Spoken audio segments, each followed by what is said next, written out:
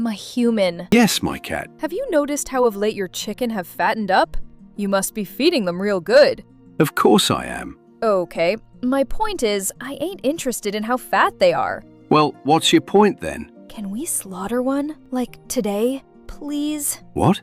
Why? I so miss chicken meat. And because I don't have chicken of my own, can we eat yours? After all, I am your cat. Well, Milo, I don't think that's a good idea. What? Why? Don't you love chicken meat? Of course I do. But I don't plan on slaughtering one soon. But can you do it for me? No, you got cat food in the house. Poor human. I thought you loved me. I was so wrong. Of course I love you, Milo. Then why won't you do it?